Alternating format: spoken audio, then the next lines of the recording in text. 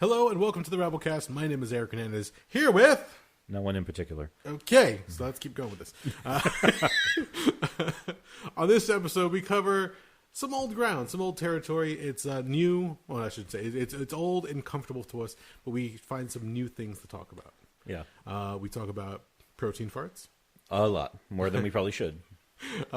We talk about competitive sports teams and some history. Yeah. And then from there, we let that slide into the old familiar world of professional wrestling. And it was like the first hour was just like tribalism, competitiveness, some personal stories, and then from there, just BAM! Yeah, then we drifted back into wrestling, and we just started going off about what we like and don't like about the current incarnation of it. I don't even like calling it the product. It makes it feel so... It's not fucking toothpaste. That's a good point. The fact that they call it the product, or that's how it's referred to, it's just so silly nowadays. That left a bad taste in my mouth the first time I heard that, like 20 years ago. I'm just like, please don't do that. This sounds so corporate and commodified. Exactly. It means you're buying into something. That's it. That's what it comes down to. You're a fan, that means you've bought into their shit. Well, then by that logic, okay, if somebody's into, you talked about that you like the New Jersey Devils, right? Yeah. So you bought the New Jersey Devils product. Actually, no. I've only ever gotten free tickets to the games. And okay. Well, that's not true. I bought so much, like when I go, I'll buy a T-shirt as a souvenir. Okay. That's about it. All right. I don't obsess about the stats. I don't obsess about the new player roster. I don't obsess about the win-loss record. But it's still the product if you look at it in the same parlance that you're trading wrestling with. I am not the demographic or the type of fan that they want to sell to, because I rarely ever buy into it. I'm not so much saying that you're buying into or not buying into. I'm just picking at the fact. I'm just irritated by the fact that they call it wrestling the product. Absolutely. It's like, no, it's wrestling. It's neither fish nor fowl. Which is why they still are not 100% sure how to fucking assess WWE stock, for God's sakes. Because they probably said we've never dealt with a professional wrestling company before, so we don't really know what the hell we're doing here. Yep, that's an odd one. So we get into a lot of this and more on this show, so we'll just let it speak for itself at this point. Well, we don't want to make another show out of this intro. We are brought to you by InsidePulse.com. You can find us under the podcast section. You can also find our show over on YouTube. Go to youtube.com/Rabblecast. Check out the shows as they're being uploaded. And then from there, you can go over to Rabblecast.libsyn.com if you want to get direct downloads. Also updates is there as well. Check us out on Facebook, the Rabblecast Facebook fan page. I almost forgot the fuck what I was talking about. Jesus Christ! I'm trying to remember all the plugs I have to get in. It's a late night as it is. You can also send us a tweet at Rabblecast, and as always, email us, rabblecast@gmail.com. Right now with the Wednesday Night Wars, which we referred to. Yes. And you're going to make a plug for that soon. Yes. Send us your thoughts. Let us know what you're thinking about. Are you watching AEW? Are you watching NXT or WWE at this point? Tell us what you like, what you don't. If you don't, it doesn't matter. We have our own opinions. We have more than enough to keep us entertained. It's all good in the hood. For plugs... I don't know why the hell I said that. It's so stupid. No, it's not that. It was good with all good in the hood, but then the transition, plugs. Some guy used to play the Friday the 13th online game. He was constantly saying it's all good in the hood, but I don't know why that just jumped out of my mind. Anyway, if you're interested, if you want to hear a nice breakdown of what's going on both shows, check out the Wednesday Night Wars podcast with my friends Dooge and Michelle. Or not Dooge and Michelle. Michelle hates wrestling. Dooge and Brett. Check it out. They're a couple of goddamn weirdos. Also, if you're interested in more wrestling, I highly recommend At Odds with Wrestling with Joe and Adam.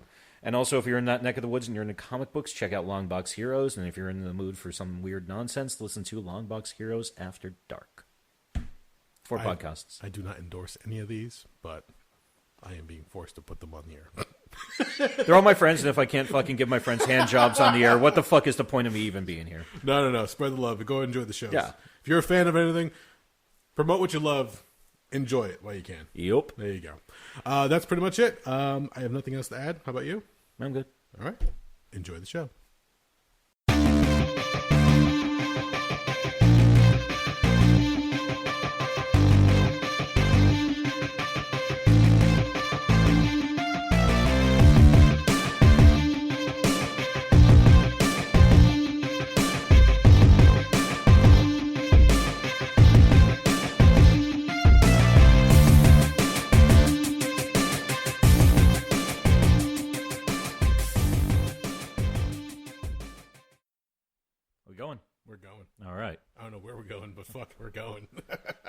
I recently, I've been drinking a lot of protein shakes lately. Okay. And yeah, they make me gassy as fuck. Yeah, oh yeah. I mean, it's wild. Like, I've had premixed ones before. But yeah, this time I've been making them myself since I took out the old blender. It's a pretty good recipe, though. I'm happy about that. Wait, when you say the old blender, Yeah. where is the old blender been? Like, It was in a cabinet. oh fuck, I can see it from here. Yeah, it's that off yellow color that appliances were back in 70s and the early 80s. Well, no, it was white at one point. It's just that Allegedly. the plastic has aged so terribly that it picks up all the impurities in the air and just turns like a weird yellowish color. More or less, yeah. Fucking goes, though, man. It fucking goes. I throw some dumb shit in it, and it'll fucking just liquefy the cock out of everything. Now, what's this recipe? So the recipe I've been working, that I've been enjoying the fuck out of. Dicks. Yeah, not far off, actually. You got 2 scoops of protein powder. I don't know why he gave it to me 2 years ago, but Jimmy gave me a couple of containers of powdered peanut butter. To which I promptly looked at and said, "Why are you giving me this?" And he said, I can't take it with me, other than that it's going in the garbage. And I'm like, okay. So I'm happy I finally found a use for that shit, because it's been sitting around for 2 fucking years. Plus, some of that, a banana. Of course, the base is milk, and the secret ingredient, and I looked this up, and it's actually one of the best ways to do it, spinach. Okay, the last 3 ingredients Jimmy did not give you, just the powdered peanut butter. Just the powdered peanut butter. I'm going to say, like, he's had a banana for like a few years. Like, here you go. No, that would be just a pile of sludge by now. I know, because I've seen bananas sit around for too long, and yeah, after they turn black, they start liquefying. Oh, yeah. Yeah, and that's some nasty shit. We made the mistake one time. We were putting away groceries, and we had a bundle of bananas. And at one point, like, you grab a couple, like 1 or 2 in the morning, but it got covered up with other shit on the table at one point. Yeah. And I walked into the kitchen one day. I don't know, it was like somewhere like early spring. And suddenly, what the fuck? Why are there fruit flies in the kitchen? Yep.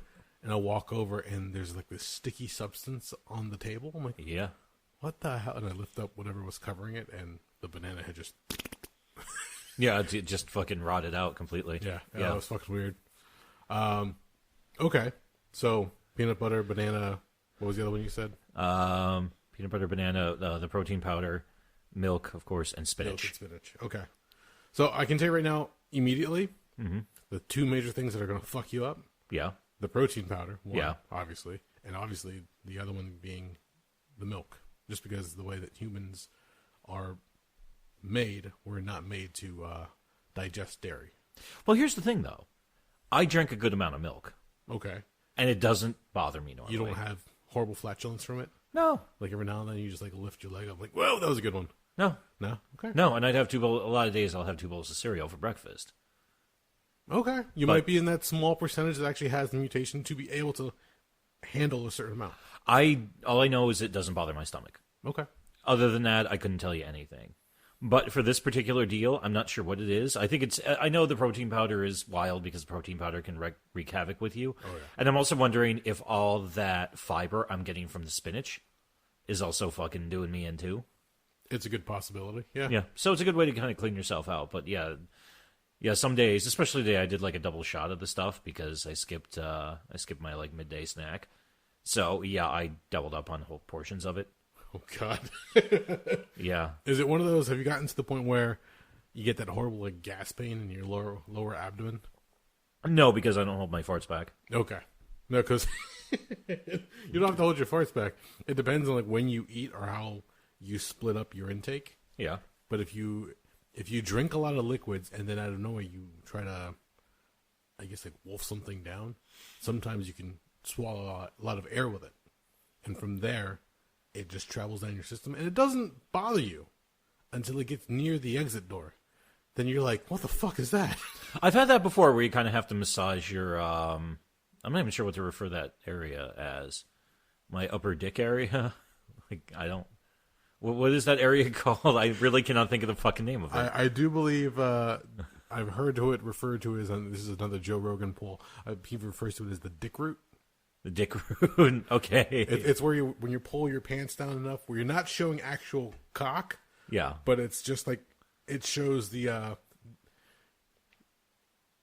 lot of people care. It's like the aforementioned before you get to the cock. That's the best way I can put it. Yeah, it's like you go to like 2 inches up. Yes. Yeah, whatever the hell that is called. I keep trying it. to say all the wrong words. I keep trying to say placenta. That's horribly wrong. I keep trying to say paleo. That's horribly wrong. That's a weird diet. Yeah, I cannot think of the word. I'm pretty sure it starts with P, but I'm completely fucking blanking on it right now, but this shit happens. But no, I've had that before. Actually, the weird one for me is if I do that where if I gulp down some air sometimes, it'll result in this weird pain that kind of radiates Throughout for you, really? Yeah, I can't really describe it. It feels like weird. it's inside my throat or my chest or my gut. And it's kind of lasts a few seconds and then it just goes away. But it's like a miserable fucking pain. Do you hold back your burps? Generally, no. Okay. I might not just like be like, let them rip. But at least, I'll let them go in my mouth and just kind of like stifle them. Which is usually what I do on here, truth be told. Oh, fair enough. Trust me, I've heard someone on the playback. Yeah, I'm not sure what the fuck we're talking No, about. I'm not sure how we even got to protein shakes. No, and my stinking ass. So you have to massage that area out just to work it out, just in case you get to that point. But otherwise, what's been your benefit of your protein shake so far? Do you feel any different? Do you feel like a little more energized? Well, I take them, since I've been out of work, and I'm actually it freaked me out. It just occurred to me I'm coming up on a month since I quit my job. Yes. Which I was like, where the fuck did a month go? Yes. But yeah, time goes quick like that, where it seems like but then again, I'm doing things all day that actually interest me, or I'm taking care of stuff I'm meaning to take care of. So I feel like I'm actually getting shit done. But then I looked at the calendar and I was like, holy fuck, it was September 11th I quit. But I'm at this point now with it, truth be told, where I've been trying to work out in the morning. Like I'll get up, I'll try to do something quick before breakfast. Like, I'll just bang out like 50 kettlebell swings or or I'll go for a nice long walk around this area because I've got like a 3.5 mile walking path set up. Or something like that. Come back, have breakfast, do a different workout, or some days I'll just do nothing but just tons of stretching and some wacky stuff like that. And anybody who says that like some basic yoga programs, I don't even like calling them yoga because there's no spiritual/religious implications to what I'm doing. It's stretching with weird breathing. So I try to do that too. And honestly, a lot of times if you do it, after about 15, 20 minutes of it, you got a pretty good sweat going. Because a lot of it is, a lot of times when you're holding those stretches, it feels isometric. Yes. But anyway, I'll do that. And then after that, I'll have usually a protein shake for lunch. I'll have a snack midday and then whatever the fuck for dinner.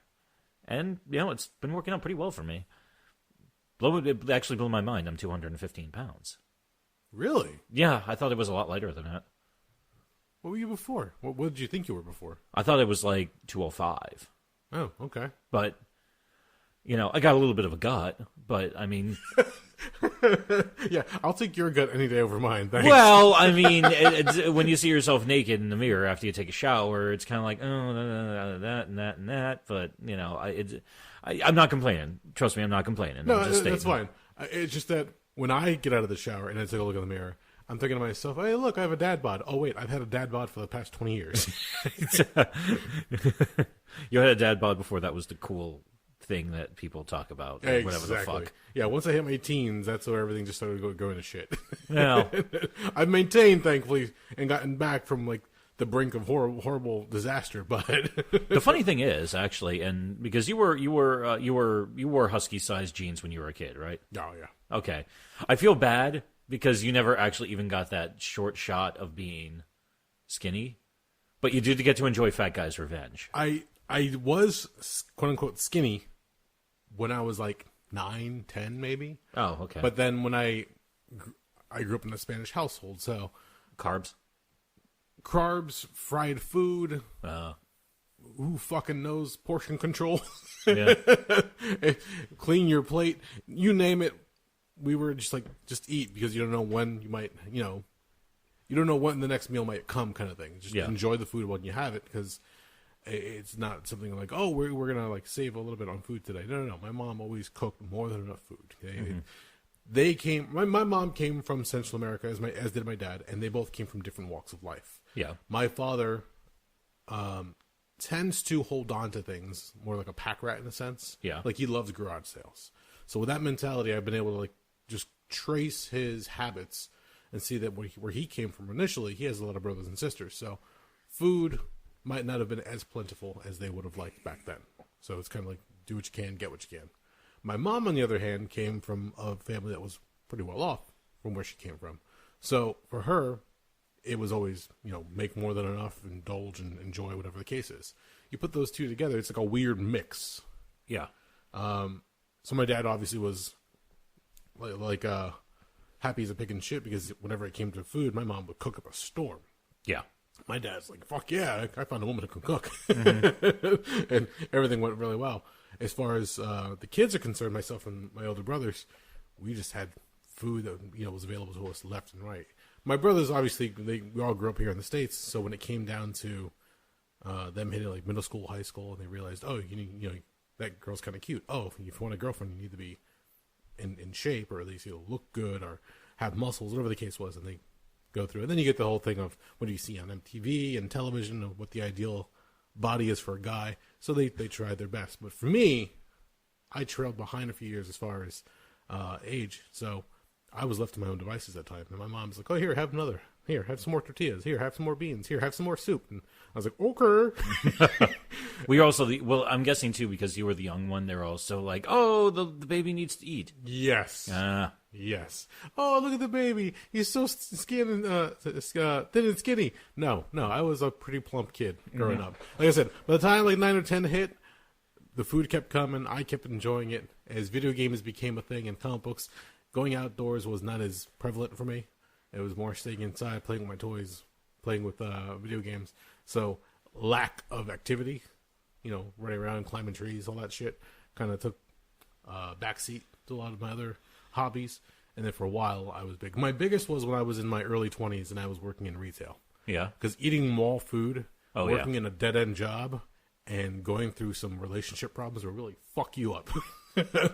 Oh, yeah, I was going to say, the sadness eating is nasty. Oh, yeah. A lot of it wasn't even sadness eating. It was just mall food in general. Like, no, mall food's also shit. It's like, oh, yeah, I'll get double meat for, like, the entire week. That's a fucking horrible idea. Yeah, or it's like, oh, hey, how much? Oh, any hands and pizza? Oh, fuck yeah.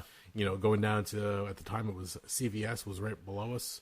So you always pick up a few sodas. That's all you drink throughout the day is soda. So it's going to fuck with you. So, that's actually probably was the biggest calorie bomb you had. Oh, yeah. You're better off drinking beer, I've figured out. I didn't realize until later. I didn't weigh myself, but I had to have been close to, if not over 300 pounds at one point. No shit. I had to have been. There was one time we went out with a bunch of friends, and somebody took a picture of me, and I generally don't like pictures being taken of me. I feel the same way. And I went to go put my hand up, and my friend at the time goes, "Oh, come on, we don't have a shot of you. It would be nice to remember the day." I saw that picture about a month or two after she took it. I was like, "Holy fuck, is that me?" Yep. Like my face was all fucking swollen. I looked like I'd been stung by an army of bees. I was like, "That can't be me." You look like a Kool-Aid man, but not as red. Fuck, man. So I tried to take some steps. You do work out a little bit at home. Like they say when you go from high school to college, was it the freshman? I can't remember what they call it. They call it the freshman 15. There you go. They say you gain it because all of a sudden you're not living at home. You don't have somebody cooking for you. Yep. It's more prepared foods. And you're still trying to figure out how to control what you're consuming. Correct. So for us, I don't know about for you, for high school, you're constantly walking around from classroom to classroom, up a flight of stairs, down a flight of stairs. You had your gym class, so you're always doing at least 15, 20 crunches, maybe 10, 15 push-ups, beginning class, some jumping jacks. You had physical activity throughout the day. As you become older and you get stuck in a dead-end job, you don't move around as much. That motivation is not quite there. And like you said, you really don't have somebody cooking for you when you're out fending for yourself. You pick up shit wherever you can. And suddenly, McDonald's or Burger King seems very, very easy to grab for. Like, I have a few bucks. Why not? Whopper, Big Mac, soda, fucking, French fries. Yeah, fucking supersize that shit. Remember that? But the other thing that kills it too, and this is the biggest issue I've seen anymore with nutrition in this country, cheap, shitty food, or a lot of shittier foods are significantly cheaper than healthier foods. Yes, which is so ass backwards. Yeah. Oh, yeah. It blows my fucking mind. I remember growing up, and if you wanted to eat healthy, it was always more expensive. Yeah. Like if you want to go to Whole Foods is a good example. If you want to get like some nice healthy salads, be prepared to pay out the ass. There's a reason you're going to eat healthier, because you're going to be eating less because you're paying more. Mm-hmm. Well, and the other thing too is the other pain in the ass with a lot of it is it's not necessarily, well, for a lot of the stuff, fresh fruits and vegetables can be more expensive depending on where you are. A lot of people in this country live in what they refer to as the food deserts, where this is especially prevalent in lower income areas in major cities, where you'll have nothing, you won't have a decent supermarket around for 20, 30, 40 blocks sometimes, where you can go get veggies, you can go get fruits, you can go get whole grains, you can go get lean meat. Yep. You're going to be getting prepared food, you're going to be buying, you're going to be going to, and I love them. In fact, I love them so much, I don't let myself go eat there. Crown Fried Chicken. Or you get that sleazy Chinese place, which is tasty as fuck because everything they have is greasy as fuck. Yeah. Or you have fucking the donut shop, or you have the fucking pastry shop, or you've got, McDonald's, Taco Bell, Burger King, whatever. Everything you like that. And it's fucking, and as they say, everything in moderation. Once in a blue moon ain't that big of a fucking deal. Exactly. But when that's all you've got, that's all you fucking got. Yeah. And that's the problem with the giant fucking thing. It was weird for me. I didn't get the freshman 15 as bad because when I was about 17 or so, I turned into a gym rat. And because that was my thing, I hated organized athletics. Okay. I was like, why am I competing against you? I don't really give a fuck what you're capable of. People are like, my coaches used to say to me when I was younger, and I was like 14, 15, and I was on the wrestling team. It's like, dude, you lost to that guy. Doesn't it piss you off? No, not really. And, he was a better guy. He probably put in more hours training. And, I talked to him once. He seems like a good dude, so I'm kind of happy for him. And he just would like look at me like, you don't have that. I don't have that kind of psychotic drive that a lot of people have like that. Yeah. But you put me in competition against myself. Different story. Oh, different story. Yep. In fact, it's actually the extreme in the other direction. I will fucking push myself like hell to get to a goal, but once I get to that goal, it's like, that's nothing. You're still a fucking piece of shit. So yeah, it doesn't matter what I achieve. I'm still like angry at myself. We've covered that a little bit before. Yeah, I think I remember like when I think it was about late 02, early 03 when I think it was a senior I was a senior in college at the time.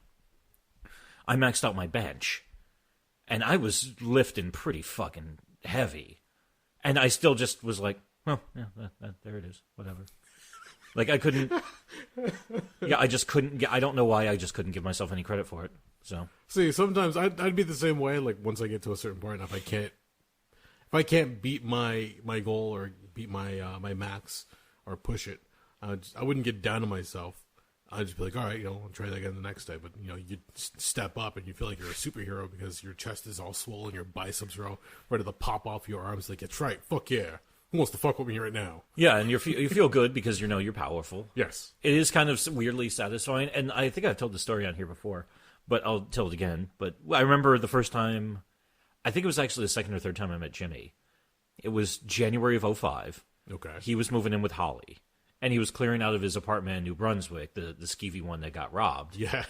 And I remember it was a bitter fucking cold night. And I was just helping him move because I was like, what the fuck? I got nothing else going on. I'll just come here and help you fucking haul shit. And I remember at one point he had this trunk. And he's like, okay, to move this, you should grab this side and I should grab that side. I just reached down, like scooped underneath it, yanked it right up, plopped it on my shoulder. And I was like, let's go. And he's just like, shit, thanks, man. Yeah. He always had a way of doing shit like that. I remember when Jimmy, myself, and another friend were helping move his uncle's piano. Oh, God. His big-ass fucking piano. And we're trying to get it up these front steps that were really steep, like brick steps. And they're trying to figure it out. And Jimmy and our other friend were like, okay, you have to grab it from here, and you have to, like, position yourself over there. I just finally got underneath it, squatted, and grabbed, like, deep down, and just pulled up and pushed forward. And he goes, or you can do that. Mm-hmm. on one side, I can appreciate what he's about. Because if I've learned anything from doing stuff with my father and some of my other friends, they're just like, okay, let's just do it. And I'm like, no, let's fucking stop and think this the fuck through. Okay, we're going to take it this way. We have to rotate it this way. Is it going to fit this way? Where is it going ultimately? I just hate that shit because then you're standing there trying to think it through while you're fucking holding, X number of pounds up. Yeah. Meanwhile, your fucking shoulder hurts, your knee hurts, and your back hurts. So. Yeah, suddenly your fucking hip's about to give out. Like, oh, fuck. Yeah, it's like, hey, assholes, how about we stop and fucking think it through? No, like you, I don't have that competitive gene, like the organized sports. I don't know if I mentioned it. I might have mentioned this on the show at some point. In high school, my sophomore year, I joined the football team. Yeah. Not by real choice, but because at one point, fuck off, dogs. Because at one point, I was in the gym and I was doing an incline bench press, and for some fucking reason, two of the guys from the football team look over and it's like, hey, that's a lot that you're benching there. I can't remember what it was. It was like 250 probably plus. I can't remember. And here I am, like, what was I at the time? 16? Mm-hmm. And they're like, you're trying out for the football team, right? I was like, I really didn't give it a... You're trying out for the football team, right? As they nod, like, in approval, like, motherfucker, you better. Mm-hmm. I'm thinking, I wasn't thinking about it, but fuck yeah, why not? Mm-hmm. for me, no, because you have to understand where I'm coming from on this one, because I have two older brothers. And they were both jocks, if I remember right. They were on the wrestling team. They did baseball. They did football. They were, popular in high school because we used to have all the high school parties at our place. And for me, going to high school was a lot of the coaches looking at me. Goes, oh, that's the next Hernandez. Like we need to get him on the team. We need to groom him and get him ready. Like they were always looking at me like, oh, you're going to join the team, right? I'm like, what fucking team? Why the fuck are you recruiting me? I'm just a child. Leave me the That's how they alone. do. That's how they do. They start you young. Oh my god! Now it's just like no, like I have no aspirations of becoming an athlete at this point. Like let me do what I want to do. The only time I actually wanted to join a team, I essentially got fucking denied due to my race. What's a team? Okay, so my brothers were on baseball, football, and wrestling. Yeah. I said, okay, I don't want to do wrestling because I know the wrestling coach. I know he's going to fucking demolish me because he's going to expect me to be as good as my brothers, if not better. Mm-hmm. The football team, I was like, again, same thing. Baseball team, I really wasn't into baseball. I always find it kind of boring. Unless you're there live, then it's kind of a different story. But agreed. I don't want to sit on a bench waiting for my turn, essentially. I went up to the basketball coach. Yeah. And I'm like, I'm just curious, I know tryouts are coming out soon. Do you think I can try out for the team? And he goes, if you want to join the soccer team, the tryouts, I'm like, what the fuck? And I love the coach. He was a really cool teacher. He was a really cool coach. I told somebody else later that story, and they said, dude, you're not black. I was like, what? He goes, take one look at our high school basketball team.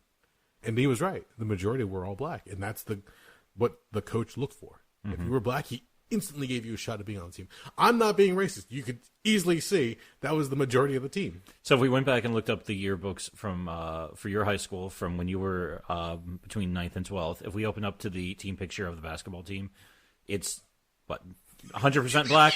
95% not black? 100% black. 75%? Is there like the really tall say. token white dude there? Yeah. Probably. Okay, just checking. So I was like, wow. So he denied me playing basketball because I wasn't black or tall. Let's put that in there as well. But then he said, look, you might be better off playing soccer because your last name ends in a Z. You Spanish fuck.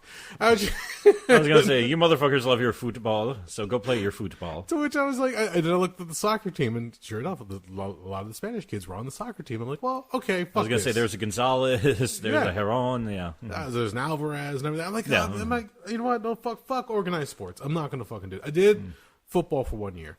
Mm-hmm. I didn't like it. I ended up messing up my knee at one point, and when I told the coach that I could have potential problems with it later in the season, he pretty much could care less. So when they don't give a fuck. Yeah, once I was no longer of value to him, I said, "Well, fuck you too. I'm out."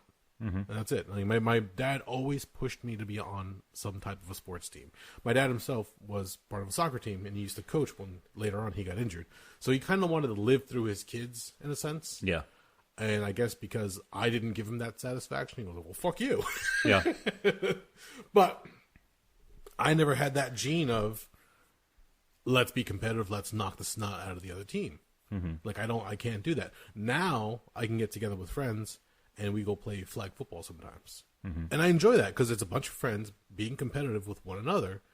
Yeah, it's teams going against one another, but the teams always switch. Like I always get different teammates. It's not about being better than the other team. It's about having a fun time and just, having bragging rights. And you're not looking to...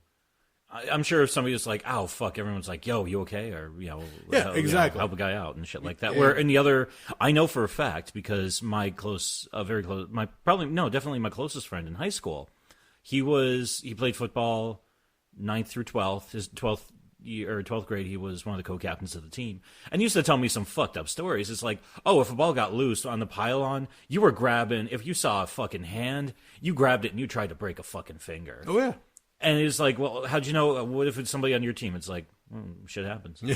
I'm just like, Jesus Christ, what the fuck is wrong with all of you? I remember our coach telling us if you're in a pileup and you as the referee's whistling for everybody to stop and roll off, because if you happen to spit in the guy's face, or if you happen to step a little hard on his gut, whatever the case is, and the referee doesn't see it, I'm not saying do it. Mm-hmm. I'm just saying go team.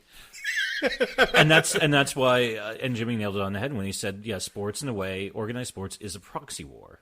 Yes. Because it's the same type of viciousness and the same type of amount of, I look at somebody, okay, you're a functioning human being. If you look at somebody else and you say, I wouldn't want anybody to hurt me. I don't want anybody to murder me. I don't want anybody to steal my shit. So I'm not going to do that to anybody else. Exactly. I'll take precautions to help prevent it happening to me, but I'm not going to go do it because, I have a sense of empathy and I'm a fucking human being.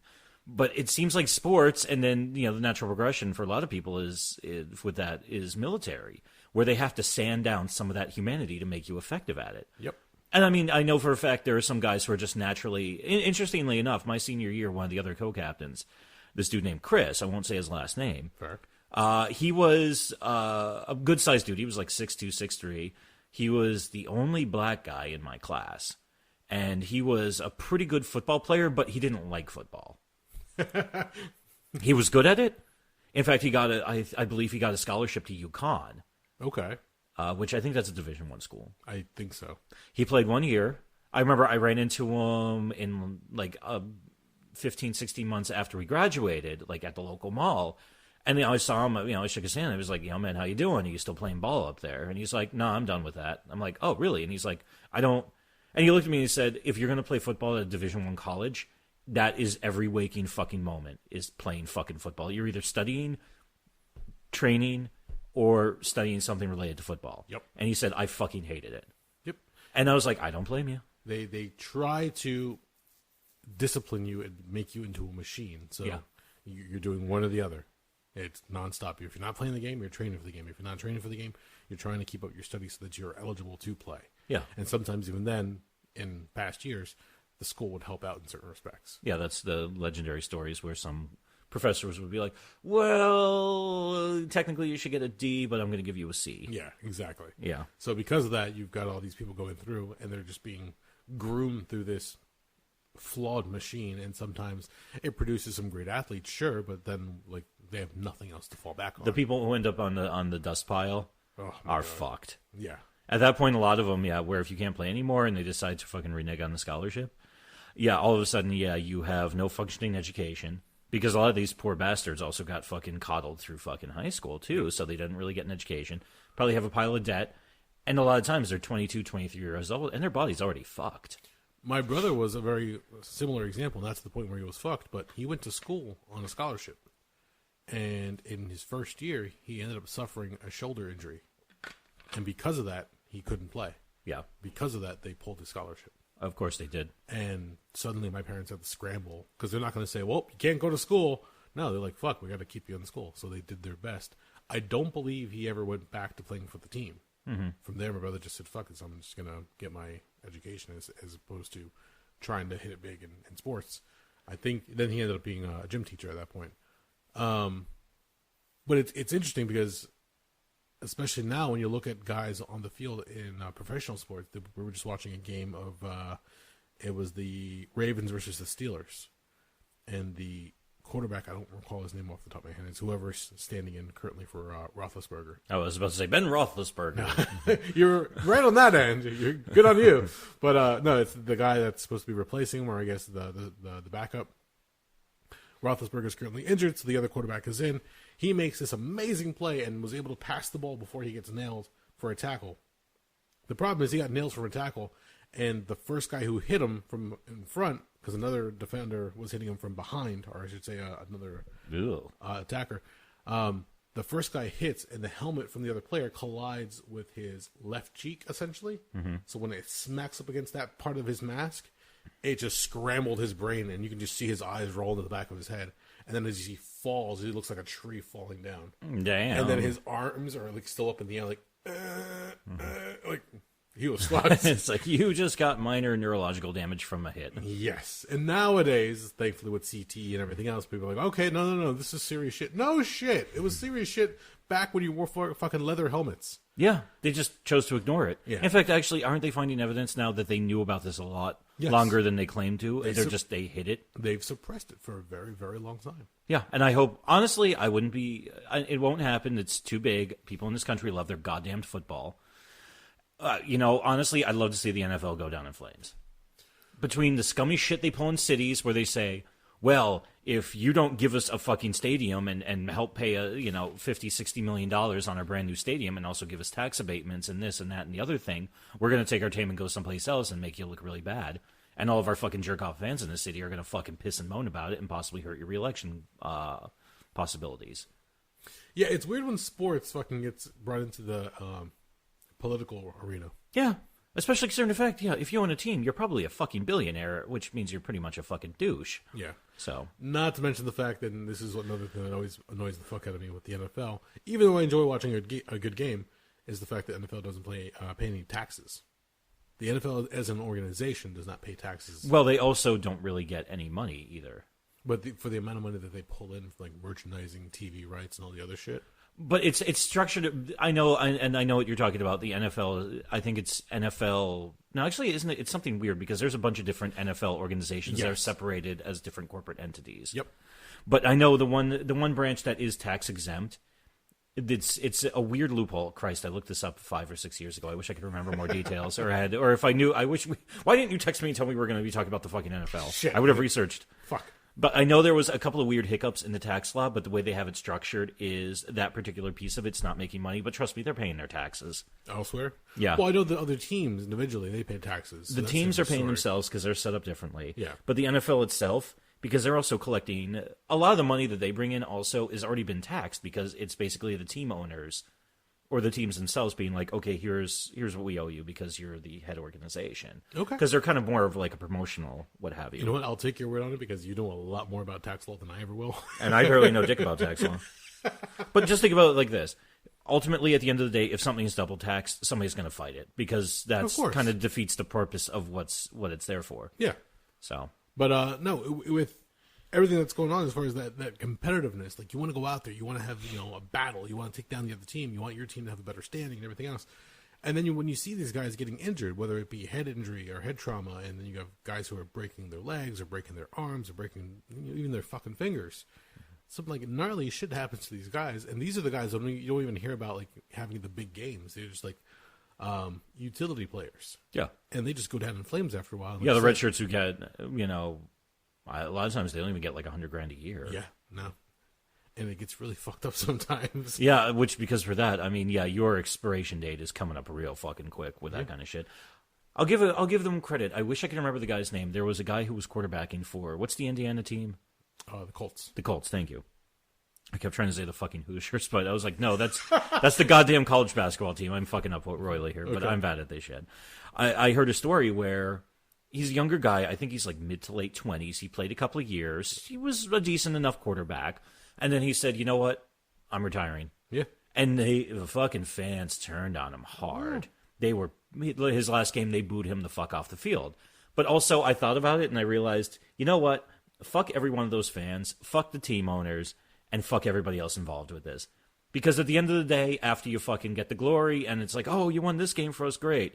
They don't give two fucks about you when you're fucking sitting at home and your wife has to, and you don't even remember who the fuck your wife is because you got such bad CTE, or you have violent mood swings. The best case scenario of any professional athlete is if you can go to the big game, the championship game for that year that you're playing, and your team comes out on top, and you're heralded as the hero of the team. The captain of the team has led us all the way, and now we have this victory. Now we get a trophy and a ring and whatever the case. your best bet is right then and there. Say, I'm done. Thanks. It's been a lot of fun, but I'm out. It's like, where are you going? You can make so much more money and we can go to the Super Bowl. It's like, I've already been to the Super Bowl. Yeah. Who gives a shit? You're only good as your last game. Yeah. I'm paraphrasing Ric Flair. You're only good as your last match. Yeah. But it's true. If you have a knockdown, drag-out match, and people are like, holy shit, do you remember seeing that fucking at the Astrodome? And that's what people remember for years to come. But if you live on and you, years later, have this shitty match and you're gassed out, you're panting, you're trying to keep your breath, and you don't know what next spot's coming up, and like, fuck. And then suddenly the review boards the next morning, like, that shit, I don't know what the fuck can call that shit. You can't even call it a wrestling match. It was more like a beating. That's what they remember me for. That's, if you go out on top, awesome. If you decide, let's try to see if I can get a little bit more out of this, then be prepared, because the bullshit that's going to follow you after the fact, fans have a very, very short memory. Oh, yeah. And by the time that you're down on your luck and you need some help, it's not until you're on your deathbed. You're like, oh my God, yeah, I remember he played so well for the team. We loved him. I mean, granted, he had his ups and downs, but okay, yeah, let's try to support him now. Why support me when I'm down and out completely? Like, this might be my last fucking turn. How about, give that support all the way through? That's one of the reasons why, when it comes to sports, I really don't have a favorite team. I have a few favorite teams only because I live in Jersey, so I said, okay, I'll be a fan of the Jersey Devils in hockey. I wanted to be a fan of the New Jersey Nets, but Jay-Z bought the team and moved it to Brooklyn. Yeah, they are now the Brooklyn Nets still? I think they're still Nets, yeah. Okay. But I was like, fuck, when I was about to pledge my loyalty to you, you fucking leave. Yeah. I used to be a fan of the New York, New Jersey Metro Stars when the MLS came around. And then that got bought out and became the Red Bulls. I think we talked about this a while back. Yeah, because I got a bunch of friends who are Red Bull supporters. I like the Red Bulls. I'm just not, gung-ho about the team itself. I mean, you're named after a fucking energy drink. Yeah, that's a little weird. Yeah. But when it comes to football, I haven't watched basketball in a while. When it comes to football, I don't have a favorite team. Yeah. I have players that I admire because the amount of work and discipline that they have to put in to be a professional athlete and to play at that level is fucking impressive. And when I hear somebody, we have a bunch of mutual friends, in fact, that when they watch the games, they'll be a diehard fan, but suddenly when their team starts losing, they say, fuck you, fuck this, man, fucking get rid of that guy. That's your team. Support your fucking team through thick and thin. I don't care if they're losing. I don't care if they have the shittiest season all year. You fucking support the team all the way through, because that's who you pledged to, and that's who you're going to follow. Yeah. You can't suddenly say, I'm no longer a Giants fan. I'm no longer a fucking Steelers fan. No, that's your team. If they suck, you suck with them. The worst is when people are like, oh, we had a really bad game last night. Who's we? Yeah, you were not in the fucking field. You were sitting on your fucking couch eating wings and drinking beer. Shut the fuck up. You did nothing, motherfucker. I mean, you can make the argument if you're there in person, and if you're screaming your fucking lungs out, it helps to fire them up, but that only goes so far. But yeah, if you're watching from home, yeah, don't do this wee shit. Yeah. That's irked me as long as I can remember. It gets really, really frustrating. Jen has done it. A few other friends of ours have done it.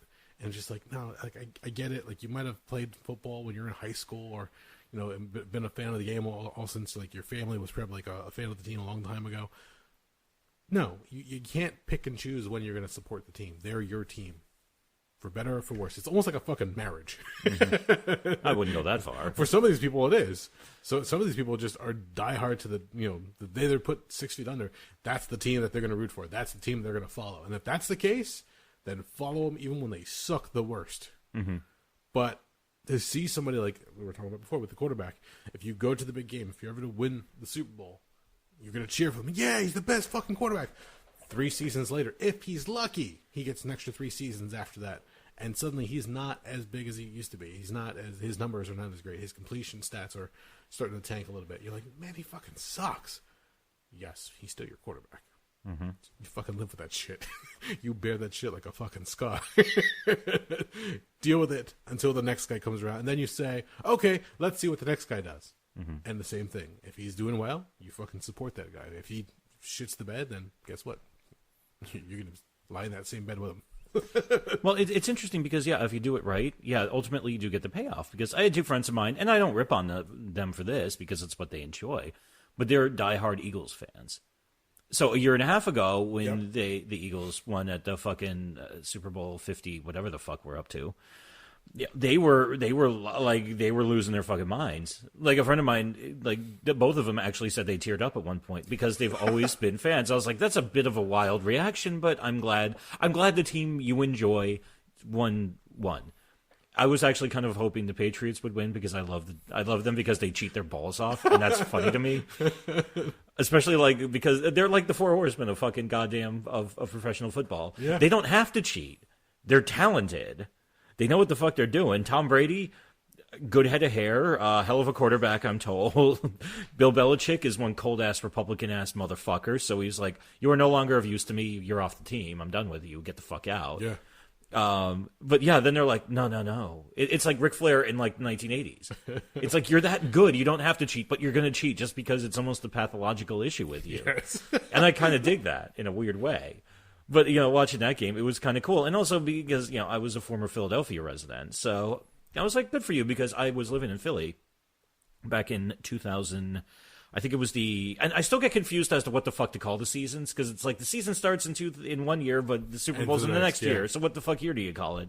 But the season that went 04 to 05. Okay. Where they won the NFC Championship and went to the Super Bowl. I think they lost to the Patriots that year. Yeah, I believe so. I remember because it would snowed like crazy that day. And then, of course, I put like a garbage can there so nobody else would take my parking spot, because that's what you do in South Philly, and you're willing to fight and die people for that parking spot that you dug out. But yeah, I remember all of a sudden there were just people going up and down the street screaming Jacksonville, and I was like, what the fuck is happening? Like, finally, like, one guy ran by, I was like, dude, what's going on? He's like, didn't you watch the game? And I was like, no, I've been out here shoveling snow. He's like, yeah, Eagles won. They're going to the fucking Super Bowl in Jacksonville. I was like, oh, that makes sense now. Because I remember just looking at it, I was like, why are they yelling Jacksonville? It's like fucking 10 degrees out tonight. It's fucking cold out here. Go inside, you silly assholes. Yeah, no, I can understand why they're called fans. They're fanatics. They love the game that much, and that's great. But sometimes people just get fucking crazy. Oh, yeah. And I think I had my brush with fanaticism. Yeah. When, this is going to sound so fucking stupid. Trust me, I will match your stupid stories. So let's take it to the line. And I'm pretty sure I've mentioned this one as well before. The night that the Outsiders, Hall and Nash, split on WCW on one of their pay-per-views, where Hall turned on Nash. Mm-hmm. That night when they broke up, I remember that night because my girlfriend broke up with me that night, same night too. Okay. Because it was like a gut punch 2 times. But I was like so in. I was like, all right, Hall and Nash, the Outsiders, fuck yeah, NWL, let's go. And then they break up. I'm like, no, you can't break up. I know this is fake, but no, make up, get back together. I realized that I'm like, that night was so shitty. Not only did my favorite tag team of the time just break up and no longer wrestling together, now they're going to be in a feud together, going off some singles matches and probably just like jabbing at each other for the next better part of a year, because that's what they did in WCW. Well, also Hall was kind of a little rough, none the worse for wear, and Nash wasn't exactly ever a mechanic. God bless him, I love the man. But, yes. You're not going to see a fucking headlock takeover into a head scissors transition, kick out, back, work the headlock again. You're not going to see intricate chain wrestling from Kevin Nash. Yeah, the day that Kevin Nash pulls off with Enziguri, But yeah, my fucking head will explode, and I'll shit my pants at the same time. But that night, I remember that feeling of feeling so low. Yeah. And just so down, like your favorite team had just lost or just let you down, and I was just like, this fucking sucks. And later on that same night, I had a phone call from the girl that I was dating, and we were breaking up. I'm like, this really fucking sucks. And I wasn't even upset that I was being dumped. I was more upset that I was being dumped after my favorite tag team had just broken up. Well, I'm trying to place this timeline wise. This had to be somewhere in the late 90s. Well, it had to. I'm thinking 98. Yes, I would say you're right. Because in the spring 98, in the summer, they really fractured the NWO, because then you had NWO Hollywood, then you had NWO Wolfpack, yes. And Nash was in charge of Wolfpack. Yes. And Hogan was in charge of Hollywood, and Hall kind of played both sides for a little while before eventually going Hollywood, I believe. He had to make a choice, Doug. He made the wrong choice. Well, he had to make the choice, but also then later on, he did help in one of the worst pay-per-view main events in history, when Goldberg and Kevin Nash had their match at Starrcade 98. Yes. And it was just awful. And then they had the Sun Gun thing where Scott Hall reunited with them, then the finger poke of doom, which a lot of people actually contribute and said, this is, if I had to pick a moment, this was the moment that really threw things into a downward spiral for WCW. Oh, fuck yes.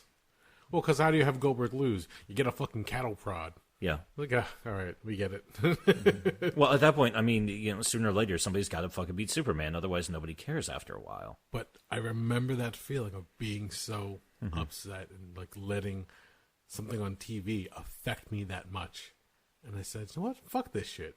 I know it's fake. I know it's a dance. I was inoculated by two things in my childhood. Okay. Number one. Oh, no. I'm glad I got this out of the way when I was younger. So by the time I was a teenager, I was like, whatever. When I was a kid, I loved the San Francisco 49ers.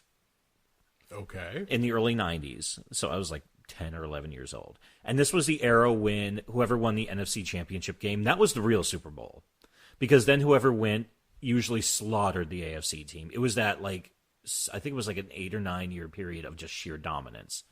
And usually in that time period, it was the 49ers and the Cowboys. Whoever fucking won usually just murdered the Bills at the Super Bowl. Yeah. And this went on for several years, if I remember correctly. Yes. But I remember being so upset that the 49ers lost to the Cowboys, and I think 91.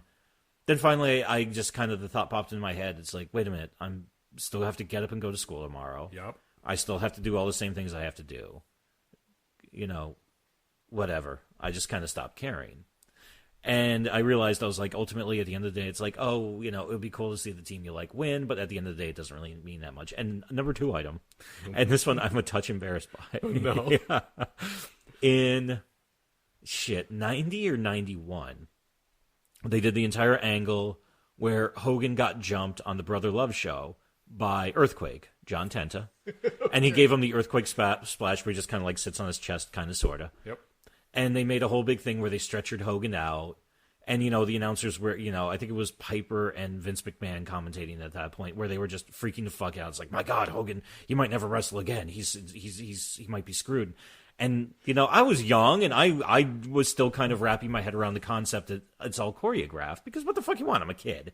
I don't know. Oh, if only Piper's words rang true. Yeah. Oh, God. Well, how much history would be very different if that was the case. But so that entire thing, and ultimately what it turned out was I think Hogan just was like, I just need some time off. Yeah. So, because they did that in early summer, and then by SummerSlam, I think they were like, Hogan came out and he cut a big long promo where he was like, yo, this, and thank you for all the Hulkamaniacs for sending me letters. I didn't write a letter. I wasn't that bad. I was too lazy to do that. Okay. But yeah, and then he was like, I'm not retiring. I'm coming back at SummerSlam and blah, blah, blah, Earthquake and blah, blah, blah, Dino Bravo and blah, blah, blah, everything. And yeah, and ultimately they had the big blow-off match because it was Hogan. The only people who really wanted to lay down for ever were like the giant monster heels. Yeah. But those were the things where after that, and I kind of started putting two to two together, I didn't really... With wrestling, for me, I was fascinated by it, but once you kind of sniff out the matrix code behind it, yeah, you can tell, okay, they're working really hard to manipulate me right now. And it's working on a certain level, but I also see them doing it. Like when they do, like the thing they did, the famous Four Horsemen parody promo in 96. Oh, fuck. When they made fun of Arn Anderson for basically having some nerve damage in his hands. That was a little much, but I've also heard conflicting stories about who they got approval to do it. They checked with Arnie so that it was cool. Other people said, no, they just went out and did it anyway because they're dicks. So. Either way, it was just an uncomfortable promo. Yeah, that was a little much. Although I did love Waltman dressed up as Ric Flair for some odd reason. Because he just played all of his mannerisms over the top, which then like 3 years after that, Ric Flair was already doing his own mannerisms over the top. So It was kind of a moot point. It was a preview of Flair to come.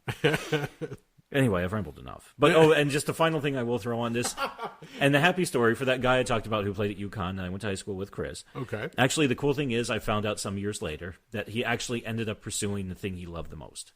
Folk music. No shit. Yeah, and he actually runs a folk music festival out in Pennsylvania. Oh, fuck, okay. Yeah, because he was also the weirdest, and I'm going to tap dance a little in the stereotypical areas. When you see a black guy who's 6'2", and he wasn't like super ripped, but you could tell he was strong as a motherfucker because he lifted and he worked out all the time. Okay. Every day he either wore a Grateful Dead t-shirt a Doors t-shirt, a Jimi Hendrix t-shirt, or a Fish t-shirt. Okay. He loved jam bands and fucking folk music and all that kind of shit, and especially the 60s stuff. It was the fucking weirdest thing I've ever seen in my fucking life. Like, it was one of the moments in my life where it really made me question stereotypes, because, of course, I'm like, shouldn't you, be into, Tupac? But, oh no, you can listen to whatever the hell you want. Who gives a shit?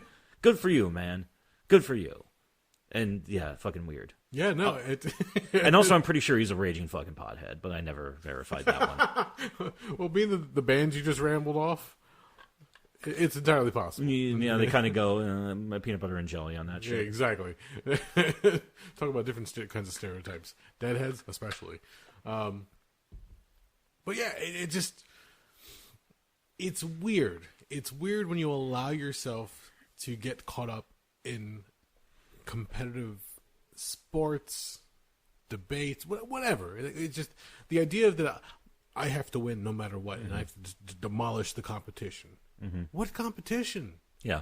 Who are you up against? Are you constantly every day putting yourself me against them or me against the world? That must be a shitty fucking life. But what do I fucking know? Because look, LeBron James, Kobe Bryant, and Michael Jordan, all three. They're NBA players, but all three. Really? I thought they were NFL players. But all three have apparently this complex where they have to win. They're sore fucking losers. Yeah. They cannot stand to lose. It aggravates them. And I get it. Because especially if you're out there and you're, again, on that level, there's a lot at stake. Not only your salary, what you're getting paid, your negotiation for the next season, merchandising, sponsorships, whatever the fuck. There's a lot riding on that. So if you suddenly take a downward spiral as far as your athletic abilities, your source of income is going to be severely hampered. Mm-hmm. But then there's other guys like Mike Tyson. Yeah. Mike Tyson, another guy who was just fucking a machine when it came to boxing, especially in his earlier days. Oh, 80s Tyson. He was a fucking wrecking ball. Yeah, the Dynamite Kid was a fucking amazing specimen in boxing. But now in life, years removed from all that, he's found a new existence. And he says he barely works out. Like, he'll get on the treadmill, but he won't punch the bag. Mm-hmm. He won't do boxing workouts. Because he's afraid he's going to antagonize whatever that was inside of him to come back out. He doesn't want that. He doesn't want to deal with that again. He's made his peace with it. It's also scary because there is footage of him from about, I think, 5 or 6 years ago of him hitting a bag. Oh, really? And he still, I mean, obviously you could tell his midsection's a little doughier and he's a little older and he's tired because I think he's in his mid-50s now. But watching him hit the bag, he still has it. Just watching him coil up for that punch and just... Yeah, and because part of his trick, if I remember correctly, was he hit it. Jesus fucking Christ! No, I hate it when people send me 4 fucking text messages in a row. It's like, can you say it in one, you fucking knob? I hate that shit. Sorry. Anyway, it distracts the shit out of me. Getting back to the point, but he had that weird way of driving everything from his legs, and he even said it's one of his priorities when he was training hardcore for actual fights was leg work. Because, once he drove from all those, that's where he would pick up those power punches that would just decapitate people. Well, when you see most boxers, and not to get too detailed and ingrained on this one, when you see most boxers, they either are slim and trim, especially the featherweight divisions. Yeah. So they have a certain look to them. You look at their legs, there's not much there. You feel like if you blow on them hard enough, they're going to fall over. Yeah. They can probably knock your fucking head off with a good punch, but you're like, not much there. But when you get to the heavyweights, from the waist up, they're intimidating as fuck. But you look at their legs, and sometimes they got chicken legs. Yeah. And he's like, somebody skipped leg day. What the fuck's going on here? I think Foreman was like that. Yeah, especially. So, but Foreman was also just fucking fat. But when you saw Tyson, from head to toe, he was just yeah, his quads were fucking huge. He was a monster. Yeah, his quads were huge, ripped. He had a fucking 6-pack, and he was a fucking just a tank. So when he came out there, it's a reason why if you've ever played the Mike Tyson's Punch-Out game, it's if you look at when he throws that blinding uppercut, where quickly there's flashes and suddenly his fist is up in the air. Yeah, it's almost true to form how he did it in real life because he just the amount of driving force behind that punch would just catch most people off guard, and there's a reason why a lot of those matches ended so quickly. Yeah. Because when they were like, "Oh, I got this," and all of a sudden that punch, like, "Oh fuck, where'd that come from?" And these guys just weren't ready for it. Nobody was, because nobody was at that level at that time. Yeah, nowadays things have been a little bit different, and you could always play the fantasy idea, like Mike Tyson in his prime versus Muhammad Ali in his prime. Who would win in a match? Whatever the fuck. Yeah. In their distinctive eras, they were monsters, and they were amazing at what they did because they knew how to train, they knew how to play the game, and they knew how to take down their opponents. Mm-hmm. Tyson's just ability to go out there like, fuck this, I'm going to run right through you. Yeah, well, that's what it was. Two different styles as well. Yeah. Tyson was just all day long power punches. He wasn't the biggest guy in the world, so he'd get in close to you and fucking shred your midsection. Oh, my God. Muhammad Ali on the other side, he was so good at dodging, and he was so light on his feet, and he was so good at pissing his opponent off to get them to fucking see red. Well, yeah, he was more of a showman than anything else. Well, he was, and we've talked about it on here before, where I can't remember who it was, he had that big fight coming up. And even, he saw the guy beforehand, and he just kind of looked at him, and he's like, yo, when we get out there, call me the N-word. And the guy's like, wait, what? No. That would be Chuck Wepner, the Bayonne bleeder. Yes, there we go. I only remember that one because the documentary. They did, I think they did a 30 for 30 for him on ESPN. For Wepner? Yeah. Okay. And when they talked about the whole thing where he was the inspiration for Sylvester Stallone's Rocky movie. Yeah, which, it sucks, though, because I don't think Stallone never gave him proper credit. He did eventually through lawsuits and litigations and whatnot, but it didn't come easily. Mm-hmm. And Wepner's life took a horrible fucking downturn before all that could, I guess you could say, can be settled.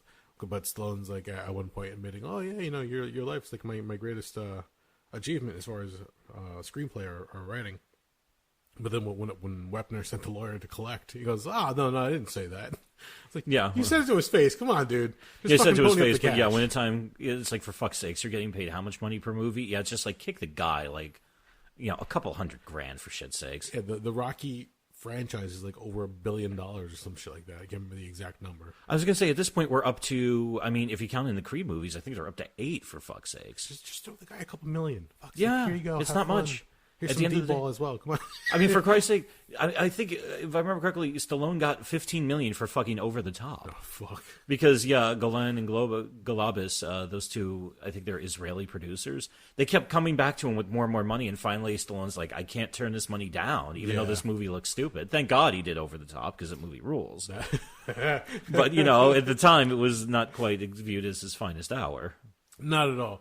But anything out of Cannon Films was amazing, in retrospect. I was going to say, I'm still watching it, and I still can't pick out Scott Norton, because I know he's in there. He's an extra, because he was a competitive arm wrestler at the time. I think we have a mission after the show. Here's the thing, I have to be careful when I watch Over the Top. The last time I watched it, I honestly wanted to, flip over a table and, punch people in the face. I don't know why, I got so weirdly amped up, I almost fought Stuntman Kurt and Jimmy. To the point where I was like, I need to go outside and just chill out for a couple minutes and just get myself down. I don't know what. It came out of nowhere. I was like, whoa, this is fucking weird. Holy fuck, okay. Yeah, it's fucking weird. I don't know. Yeah. Bloodsport doesn't even do that to me anymore. I just watch it and just enjoy it for the beautiful piece of cinema that it is. And the fact that there's evidence that Forrest Whitaker was once young. The prequel to Ghost Dog. I was going to say, well, yeah, it was 1988. 87? No, 86. Was it 86? Holy shit, man. Yeah, it was somewhere in there. It was prime 80s. Where the fuck is the time gone? Behind us? Yeah, apparently. Yeah, what do you want? We're old men. With every day. Yeah. But I feel like we have 19. We've just been all over the place more than usual. So. Well, it started all with your protein drink, motherfucker. Yeah, and my nasty ass. Your nasty ass has led us to Over the Top and Bloodsport. I don't know. See, this is where we can talk about current events and news and movies and pop culture, but here's the fun little thought tree experiment where you just keep branching off to different shit, and then eventually like, how the fuck did we end up out this cliff? Well, this is also called, nothing really notable jumped out at me in the news, so we'll just bullshit about whatever. See, the news can be so depressing. It's like, why do we even want to talk about it sometimes? No, I agree. Well, not just that, but I remember back in the wrestling format days when you hated wrestling because you were just sitting there researching piece after piece after piece. And I would just wander in out of the blue, and you're feeding me all this shit, and I'm trying to sound like I have an educated opinion. And you're telling me stuff, and I was like, what the fuck is that? I've never heard of that asshole before. It's like, what the fuck is a Fergal Devitt? Yeah. Little I know that, it's Finn Balor, the man with the giant dong. So, Yeah. Well, who apparently has now gone back to NXT. Yeah, which I can't say I blame him. No. Again, it's the idea, and we've mentioned this again before as well. When you're on WWE's developmental show, NXT, especially in its early days, you were allowed to cut loose. Show what you got. Go out there and just leave it all in the ring. And a lot of these guys would have these fucking knockdown, drag-out fights. Especially back in the day when they had the match, the women in particular, when it was Beth Phoenix taking on Charlotte Flair. Yeah. They went out there. They had a fantastic match. Granted, they also brought out Ric Flair and Bret Hart to be in their respective corners. Beth Phoenix? Not Beth Phoenix, sorry. Natalia? Thank you. Holy shit. Okay. But yes, when you had these people out there, they were going at it, and you're like, holy shit, this is a really good match. Why don't they put this on regular WWE television? And then you find out that the reason it's so good is Vince McMahon and Kevin Dunn aren't allowed to touch it. Exactly. And now, especially with NXT moving forward, now that they're on USA, I believe, right? Yeah, they just switched over. I think... No, NXT's on USA. Yes. And AEW's on TNT. Yes. Okay. So now that they're over there, they're like, oh, if you're going to go onto the main channels, now that means Vince is going to have his hand on it. No. Triple H has come out and said emphatically, no, this is still us. We're still doing this. Vince does not have a hand in this. So we're still running the show. We're still letting these talents go out there. We've talked about how talents from NXT, when they go up to the main roster, sometimes they were brought up prematurely or just like, come on. And they would not have a story ready. They wouldn't have anything. They would just kind of be there. They would have no matches set up for them. They would just introduce them, maybe give them a match against somebody or have them make an appearance, and that would be it. And then sometimes they would fall flat. Other times they would have moderate success. But from there, where do you go? I think the two examples that pop out to me off the top of my head, the Ascension, the one tag team. Yeah. That they just, from day one, they just were doomed to failure. They went out there and they're calling out all these legendary tag teams and seeing how much better they were. Who did you defeat on the main channel to actually make these claims? Yeah. Like, they fell so fucking flat, and then they just became a comedy duo, essentially. Called up for essentially jobber matches here and there. Yeah. They were a great tag team on NXT. They have a gimmick. It worked really well. But all that mystique, all that that air of mystery was gone once they came to the main roster. And then the other one was Adam Rose. Yeah. With the Ecstasy Express. That party gimmick was so funny and so contagious. But the more it grew, they're like, we don't know what to do with you. So eventually we're just going to turn you heel. And your party goers are going to disappear. You're going to get more serious. It's no longer a shtick. We're going to turn you into a villain. It's like, no. Nobody cared. Yeah, you're missing the point of the character. He's just a fun character. Let him go out there and just be the fun hippie character that dances around in the background. Yeah. You don't need anything else. But they lost sight of that, and they're like, let's just fuck with the character and see what happens. I also throw into that category Perfect Ten Ty Dillinger. Yes. He did pretty well in NXT. They took him up the main roster. They had no idea what the fuck to do with him. And they eventually said, just give me my fucking release. Tag teams are even worse with. Yes. I mean, they're just finally, like, I always go back and I tell people, I told this to a friend of mine, and I think I brought this up on here before. One of the things I always tell people, if you're looking for a good, one of my favorite tag matches I've ever seen in NXT was from the TakeOver WrestleMania weekend for 2016, where it was American Alpha versus the Revival. Excellent fucking match. Like, fucking fantastic. And then what happened? They called up American Alpha, split them up. Jordan became fucking Kurt Angle's illegitimate son. That was stupid. Stan Gable, they're finally doing something now. He's struggling in a feud. He's fighting from underneath against that fucking idiot with the fucking schmuck who... I don't even hate the guy enough to... Baron Corbin. Yeah. I don't even hate him enough. I want to see him get his ass kicked. It's just... I just don't give a shit. Fuck you. And Revival, thankfully, they finally started getting some traction, and they've been in the tag title picture for a bit. They were in kind of like an impromptu faction with Randy Orton when Orton was feuding with Kofi Kingston and the rest of New Day. Okay. But you look at everybody else, like Viking Raiders, they're finally starting to get some traction. Oh, good. They're in a feud with the OC, which is basically, Bullet Club US, if you really want to split hairs. But You know, then you have a common razor. Christ almighty, I can't remember what their fucking goddamn tag team name is, but they never really did anything with the two of them. Is that the Ascension? No, a common razor. They were just those two big beefy Okay. dudes who were also MMA fighters.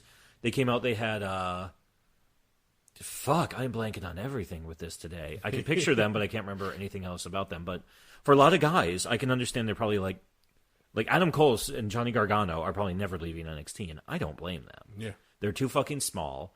Vince is going to look at them and say, I don't like this, and I don't like this. In fact, I'm willing to bet you I know exactly what happened to the Ascension. Okay. Vince took a look at him, said the one guy just looked like tall and paunchy and had a bad hairline, and the other guy was just fat. And that's probably one of the things that fucked him. Probably. Truth be told. Yeah. Because that's exactly how...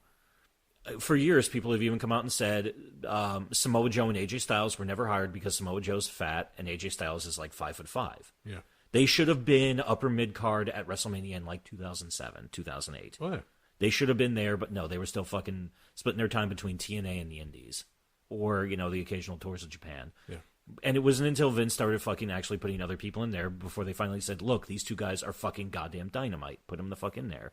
But actually, I'd love to see... I already have a wish list of people I want to see go back to NXT. So I was like, let's get Shinsuke Nakamura back down there. Let's take Bobby Roode back down there. Maybe have Samoa Joe come in for a couple of shots. Maybe have Cesaro come and hang out here and there. Well, then let me ask you this, because we're now already into the AEW versus WWE feud. The Wednesday Night Wars, if you will. What's the name of the podcast that you're friends to? The Wednesday Night War podcast. There you go.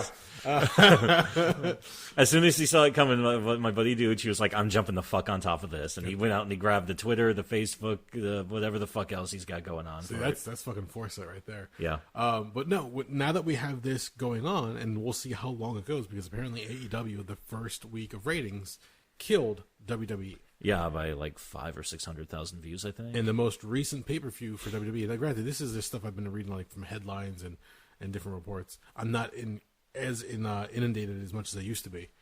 But the ending of the pay-per-view between Seth Rollins and The Fiend, Bray Wyatt, didn't go as well as they would have liked.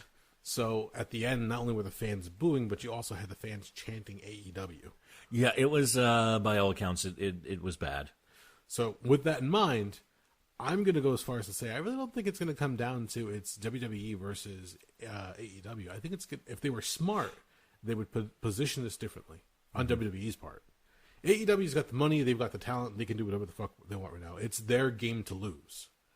For WWE, they need to defend. They want to make sure that if they remain prominent in the world of wrestling, or in their case, sports entertainment, it might be better for them if they position it so that it's AEW versus NXT, literally. Mm-hmm. Like, just forget about the WWE portion of it. Well, that's what they've already been doing, and not exactly in the smartest way possible. Oh, fuck. Well, and this is the thing that kills me. If they kind of position themselves as just do the opposite of what WWE does. WWE loves a lot of gaga. They're interested in creating moments, not so much for matches. So kind of take it to, okay, we're going to have a bunch of matches on our card. They're all going to have good, solid finishes. They're all going to tell a story. Yep. They're all going to go a decent amount of time so they can tell that story. Obviously, you know, your preliminaries are, you know, you don't need to go anything more than 10 minutes. But yeah, for your more main storyline matches, those, let them go 15 to 20 minutes at least. Let them develop something. Let them tell their story in the ring. The problem is that they're having already is a lot of those guys, the higher-ups in AEW, are already doing remarkably stupid things. No. Well, then they're saying, well, we're not interested in competing, we're just going to have our thing, and, you know, Coke and Pepsi, and everybody wins. And then you have those two fucking dildos from the Young Bucks coming out and just shit-talking all over WWE stuff.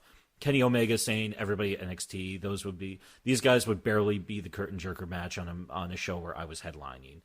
It's like, dude, these are guys you've worked with extensively in the past. Why are you being a cock about this? Yeah. And Cody's done some of the same stuff, and his wife, Brandy's done some dumb shit, too. And it's very frustrating because at the end of the day, you know, please just put on a good wrestling product that people will enjoy. You don't need to fucking run your dick lickers. There's no point to it. There's nothing to be gained. You're just shit-talking.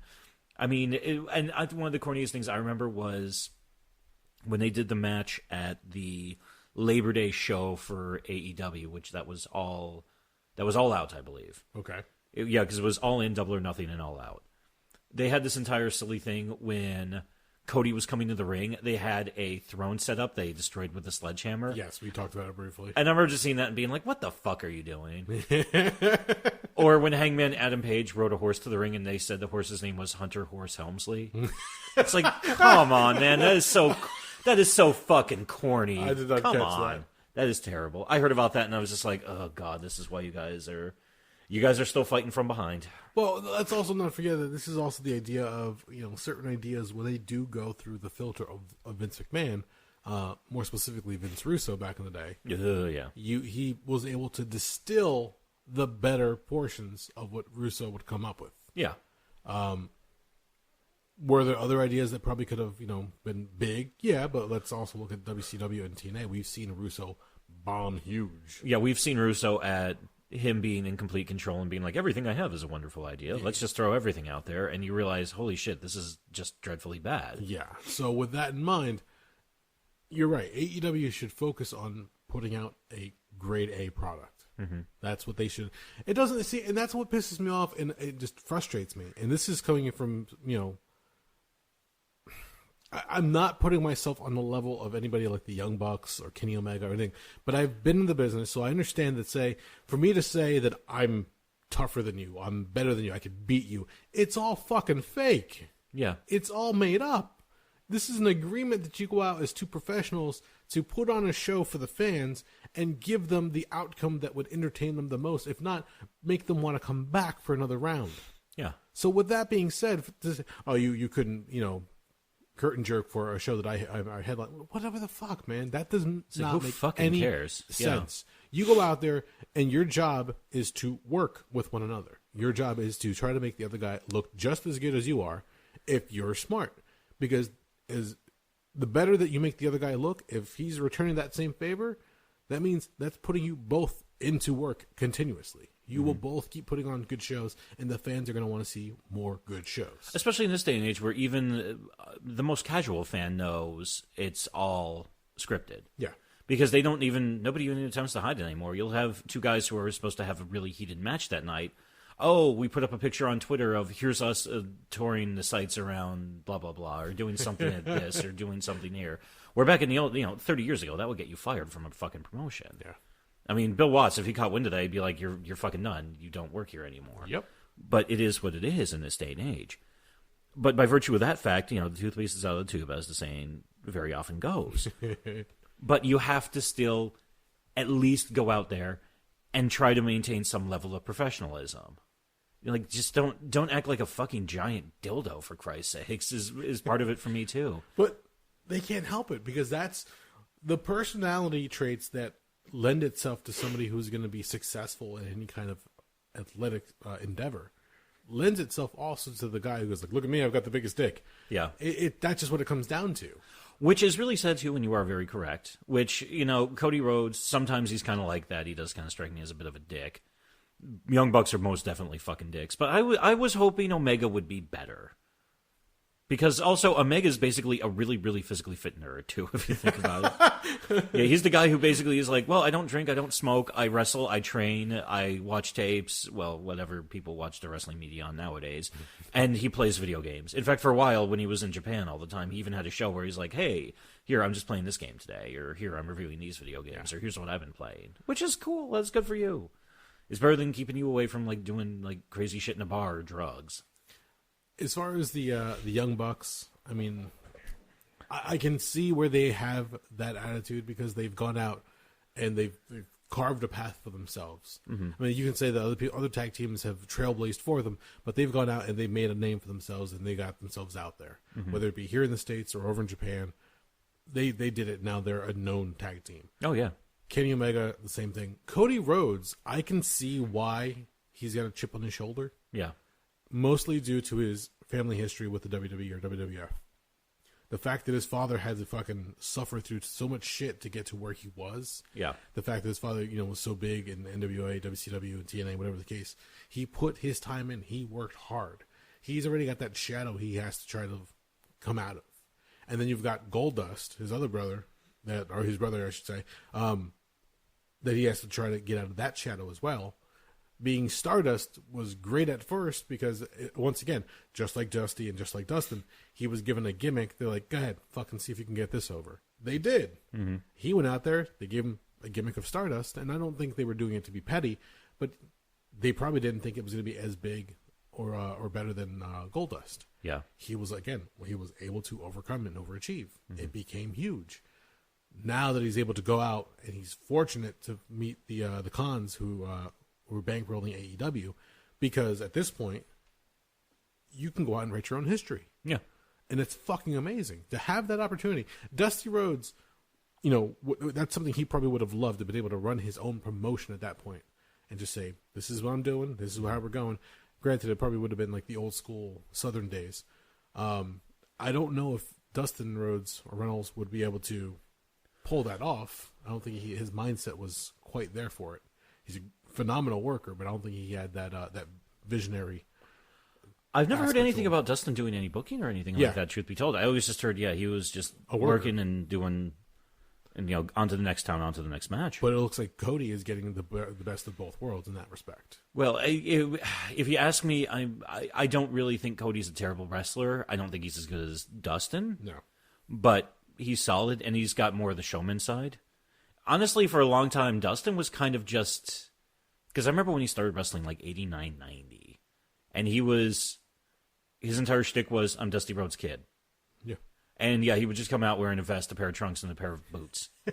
and the only thing that ever really stuck out with me, I couldn't tell you anything about that other than he tagged with Barry Windham a bunch. He was involved in some of the War Games matches. And he had a sick fucking... And when he threw that left, it looked fucking awesome. Yes. Or was it the right? I can't remember which. But he had a punch that was super fucking awesome looking. Are you talking about the one where he slides in, falls down, and punches the guy in the face? Well, that, but in addition to that, he's just got he kind of has this one shot where it looks like he just whips his fist at your jaw. Okay. And it looks like it hurts like a motherfucker. But it's just, the way he developed it over the years. And he didn't really have a gimmick until the Goldust thing in 96. Yep. But I never heard of him actually doing any booking or anything like that. And there's actually a quick thing I want to go back to that you said earlier about Vince Russo. I honestly think Vince Russo does, in this point, get more credit than he deserves. Because he came up with all kinds of crazy ideas and this and that and the other thing. Personally, I think the thing that really gave to the rise that made it look like that was he just happened to be in the right place at the right time with the meteoric rise of Steve Austin. Yeah. I really honestly think that. And then you tack on to the back end of that, The Rock started getting big too, because then you had a period where you had two guys transcend wrestling. Yes. Who are operating at the same point in time. So, and truth be told, did he have a couple of ideas that I thought were interesting personally? Yes.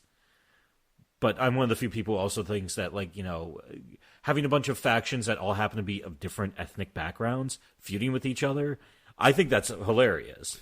Because I'm a fucking idiot. But for a lot of people, it's like, I don't know if we need a stable of black militants fighting a bunch of crusty white bikers, two of which may or may not have neo-Nazi tattoos, fighting a bunch of Latino dudes. That's a little... He broke it down to the simplest form in any kind of sports or competition. He broke it down to tribalism. And that's what it came down to. And but that's the late... Yeah, he broke it down simply like that, but he didn't put any thought into it. It's No. You guys are white, you guys are black, you guys are Latino, fight. I'm sure he, at one point he pitched, if we bring in a couple of Japanese guys, then we could have another stable two to fight them. Kaientai! I'm sure we were one step away from bringing in fucking between Taka, Funaki, Christ Almighty, I can't remember the other guys. I'm sure if they threw some money at fucking Duke Togo, he would have fucking showed up too. And then who the fuck you want for the fourth one? I don't know, take your pick. All right, let's play this one a little bit as we continue. So you've got Vince Russo who says we're going to have race wars, essentially, in WWE. Yeah, he just couldn't call it race wars. Yeah, exactly. That's what we call it affectionately when we first started doing the podcast. So you've got race wars going on in WWE. It's almost like a precursor to Sons of Anarchy on FX. Because that's essentially what they did. Yeah. You had the gangs all split up. There was the crusty old white guys that were the main gang on the show. Yeah, you had your Sam Crow, yeah. You had the Mayans who were the Spanish biker gang. And then what was the name of the other crew? The One-Niners? Thank you. Yeah. So you had the groups all broken down into their tribes. And it's like, go at it. Who's going to win what turf? Who's going to control the guns? Who's going to control the drugs? It just... Kurt Sutter did a better job of writing it episodically than Vince Russo ever could in a pitch meeting with Vince McMahon. Well, yeah, because number one, Kurt Sutter's a television writer, and number two, Vince Russo's got the attention span of a goddamn gnat on fucking meth. Yeah. Because there were a lot of times, and if you went back and looked closely at WCW when he was in charge of stuff, because they're like, oh my god, we pulled such a coup when we brought in Vince Russo and we snatched him right out from underneath Vince McMahon, they're like, oh, fuck, what have we gotten ourselves into? Because actually, if you go back and you look at that period, it took them a couple of months to kind of right the ship. But then in 2000, especially late 2000, their booking got amazing. Yeah. If you go back and you look at the run of pay-per-views from about Judgment Day in May of 2000 until about Survivor Series, it's just killer match after killer match. I mean, it also helped at that point you had such a deep talent pool. You had The Rock. Austin came back in September of that year from his neck injuries. Triple H was really coming into his own very well, and he figured out, okay, they've got the top two baby faces I'm never going to touch, but if I'm the fucking top heel, I'll be working with both of them. And then you had, Benoit, Guerrero, Malenko, and Saturn come over. Yep. You had the tag team division, which got incredibly deep when they brought in the Dudleys, Edge and Christian, and the Hardys all came up and came together at the same time, so... You had Foley, who was just we're getting ready to wrap it up. You had Undertaker, who fucking came back and for his, I think, third or fourth reinvention, which took really well. So at that point, too, if you think about it, they had so many tools in the toolbox. They would have actually had to work to fuck that up, in my opinion. Yeah, definitely. But also on the same account, too, if you think about the roster nowadays, they have so much talent. They have no idea what the fuck they're doing with. They have so much talent now, and the writers are different. Oh, yeah, well, that's the thing now, is they hire... back in those days, I think a lot of the booking was... Well, Vince was doing a lot of the booking, but Christ almighty, who the hell was working on it? He had Jim Ross.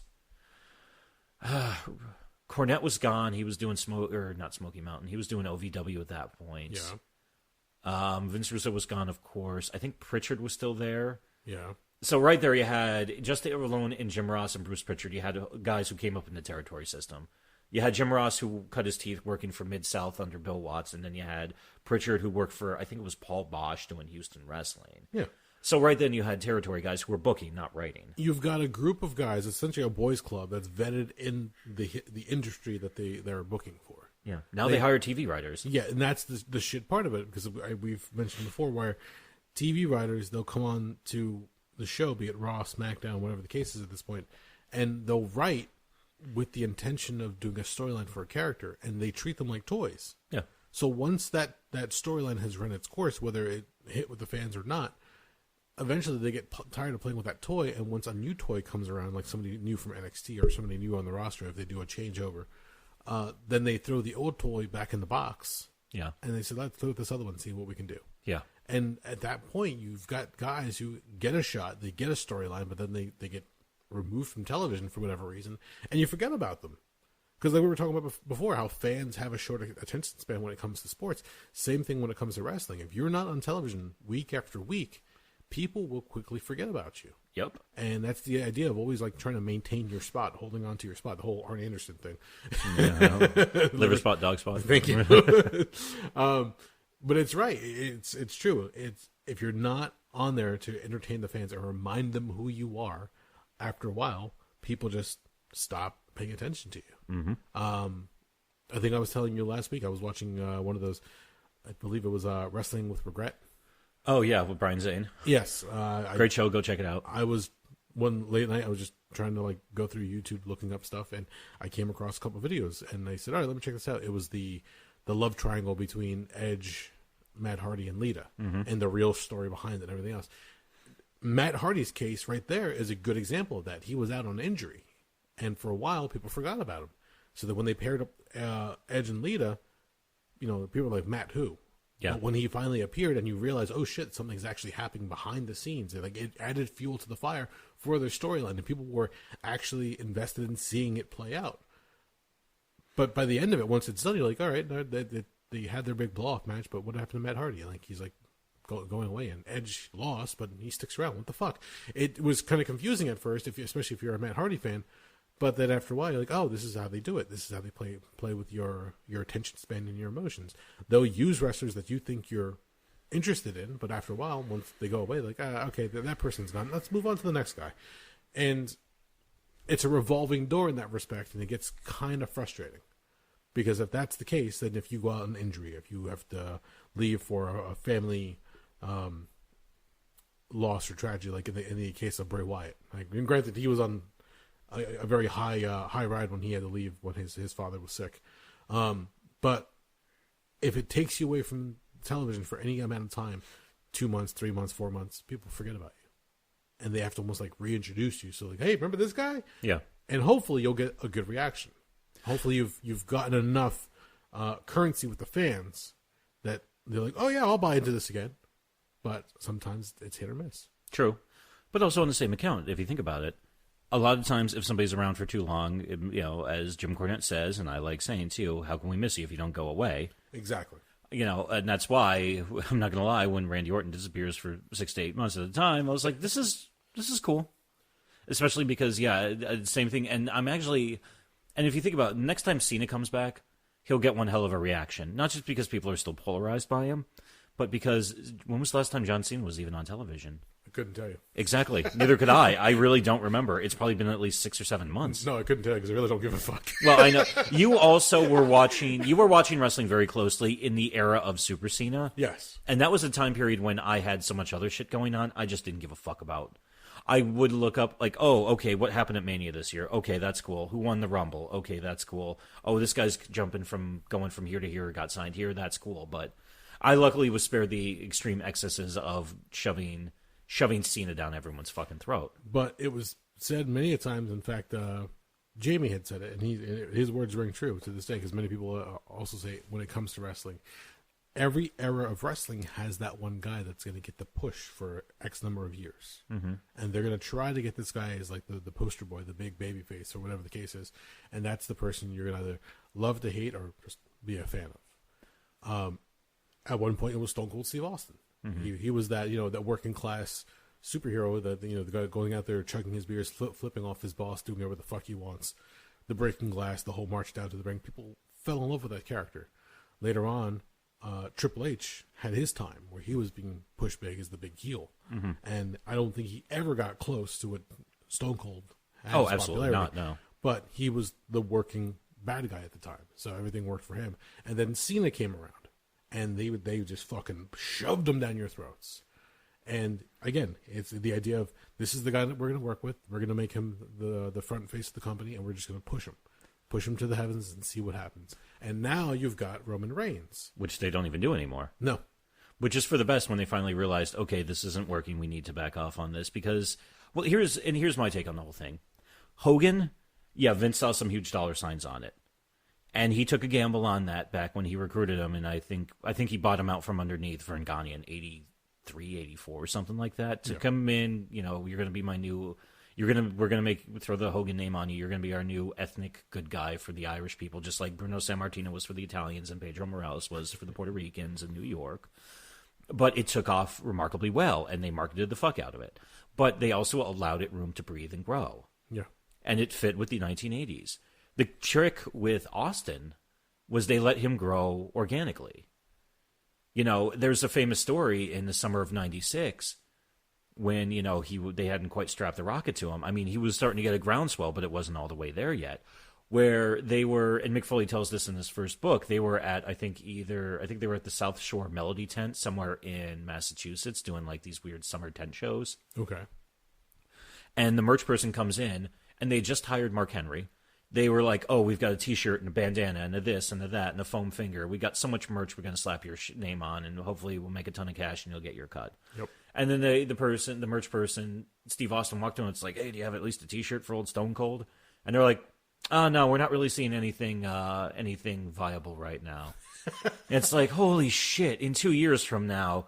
In fact, I think Austin 316 is still the biggest selling T-shirt in the history of wrestling. Either that one or the NWO shirt. I'm not sure at this point, but they're both moved millions of fucking units. No, but I remember that story specifically, especially it was in Mankind's book. Yeah. And, or I should say McFoley's book. Take your pick. 6 of one, half a dozen of the other. Very true. And that's it's a funny line and funny moment in history where they're like, oh, we got this, we got that. And then when he turns around and goes, what about me? You're like, not right now. Yeah, but that was the thing. Not right now. He had to grow on his own. Yeah. They did the same thing with The Rock. Initially, when they came in, they shoved Rocky Maivia down everyone's throats, and it turned on it so violently. But then at least they fucking thought, hey, you're going to be a villain now. Yeah.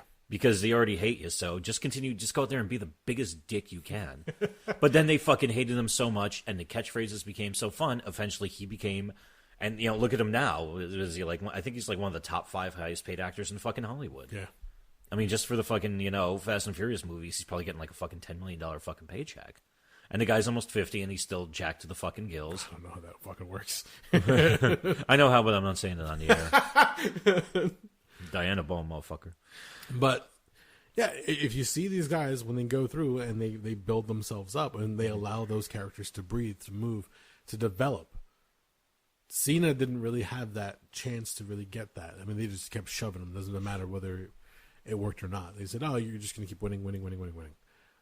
If they gave him a heel shot, yes, in 2011, 2012, I think that would have made so much of a difference. Yeah. You have to have the ups and downs. His was constantly ups. I mean, granted, we're not talking about wins and losses. We're just talking about the character just being pushed so heavily. Especially at so many points, he came off as such it was like Superman. It's like the fucking Boy Scout. Yes. Because, we need you to keep a squeaky clean image because, we need kids to buy your T-shirts and the fucking towel and your wristbands. Whatever. That's just greed on their part. Well, they yeah. want to lose that bottom line.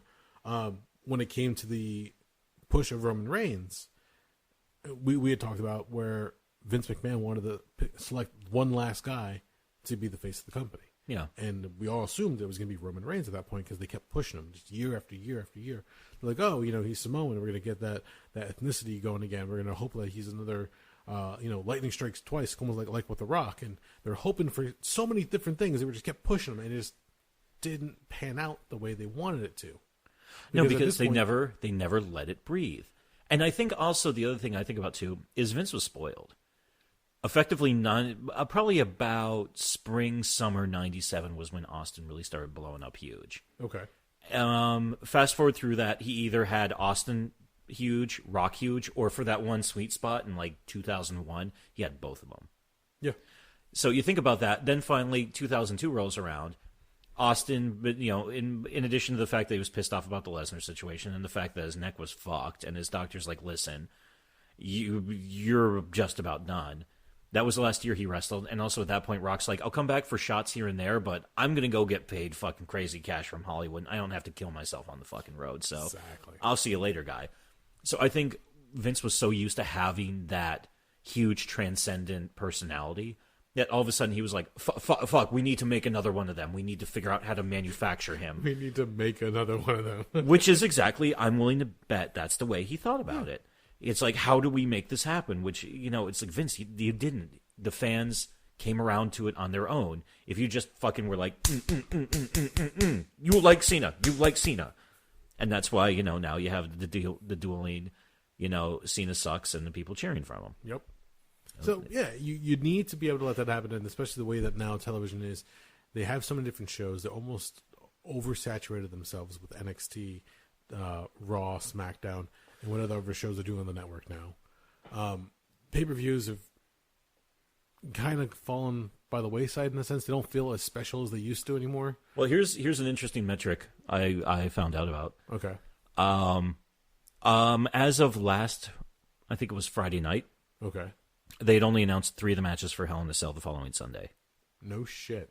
They and I'm willing to give them some leeway on this one because a lot of people are speculating that they were so concerned with the SmackDown debuting on Fox on Friday night, the NXT deal, and trying to keep an eye on what AEW was up to, that the pay-per-view became a bit of an afterthought. How? Why? Because they had you think about how much money was the Fox deal for? I don't remember off the top of my head, but a lot. A fucking lot of money. So I'm sure they were fucking obsessing with that. They had that going on. And throw on top of that XFL. So a lot of the speculation is they were like, yeah, sometime like fucking Saturday morning, they're like, oh, fuck, guys, we have a fucking pay-per-view tomorrow that we need to fucking book. Holy shit, okay. You're working. You and you're rematching from this one. You guys had a match at SummerSlam? Good, you're doing it again. I think I've only ever heard of, I'm talking about UFC in this case. With the UFC, I think I've only ever heard of one in the recent years of their cards where they're like last minute that they really drop the ball as far as booking their bouts. Yeah. They book their shit well in advance. they have whatever wonky ranking system or whatever they believe is going to put butts in the seats.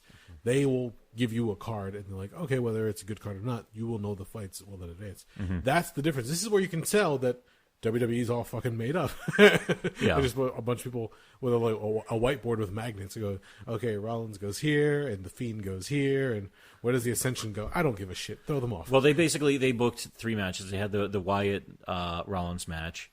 They had and the 2 women's title matches. I think that's all they had set. Oh man, it's weird, but going with the idea of they don't have the time now to let these characters play out. They don't let them develop as much as they should. They will just steamroll something through, and they'll just hope that it catches on. They hope that it changes. They hope that the fans are like, okay, I'm down with this one. No. And then if you also throw in the X factor of social media into the whole thing, where now essentially 24/7 you can find out news and updates on your favorite wrestler or the wrestler you dislike the most. It's just news being thrown at you constantly from different places. I despise when I go through Facebook, and as I'm scrolling through, and all of a sudden it says things you might be interested in, or sponsored by whatever, and it's another news page for another wrestling site or a podcast. I'm like, all right, enough already. Fuck. I just got like 10 thrown at me for no reason whatsoever. Why? Because I follow one or the other one? Crap thrown at me. I just need a couple news sources that I trust, that I can, the news is vetted, you're getting legit news. Good. I don't need constant fucking deluge of news being thrown at me from all these different things. What superstar is out on injury? What superstar is going to compete this weekend? Who gives a shit? Give me a good show first. I've actually gotten to the point where there's a lot of stuff I've just blocked on Twitter. Yeah, well, I'm just because my friends retweet it, and that's fine. But for a lot of the stuff I look at, and I was like, I have too much wrestling in my fucking news feed. Yes. This is making me hate the goddamn shit. But also, I'm kind of on a downswing with my interest in wrestling as of late. As I told somebody recently, join me, Doug. as I told somebody, I mentioned to them, like, I'll read the updates and whatnot, and like read recaps of shows, but I haven't watched anything since WrestleMania this past year, with the exception of the AEW shows. But that was because they were kind of special events, and a buddy of mine got the pay-per-view, so it's like, all right, I'll hang out with my friends and watch some wrestling. But yeah, for the other stuff, right after WrestleMania, what was it, 35 this year, I think. Yeah, I canceled my fucking WWE subscription, and I was like, I'm good. I got other shit to watch, and I just don't care right now. I'll come back to it later, and it'll still be there. Bring this all around again. The last couple shows that I've watched for any kind of wrestling, the most that I've watched has been like clips online or just highlights. But if I've sat down to watch a WWE or any other event, even AEW when they were doing the recaps of their pay-per-views, I don't have any particular wrestler that I root for anymore. Yeah. I don't watch with the idea of I want this guy to win, I want this guy to lose. I watch because I want to see a good match. That's how I look at the matches now. Yeah. Before growing up, it was like, oh, I want Kane to win, or I want Mankind to beat their ass, or I want Stone Cold to just beat the crap out of Vince McMahon. Yeah, I fell into the ruse. I fell into the storylines. But now I'm just like, I just want to see good athleticism, good storytelling, and what makes the crowd pop. That's what I'm looking for. Yeah. So I much like sports, I don't have a team. I just want to see a good show. And I can only imagine the kind of protein farts that are in the locker room. Oh God, yeah. Dreadful. I don't have anything else to add about you. I think we've done enough for this episode. We've done enough damage. All right. Well, if you made it this far and you've enjoyed the journey, thank you for listening. We are the Rabblecast.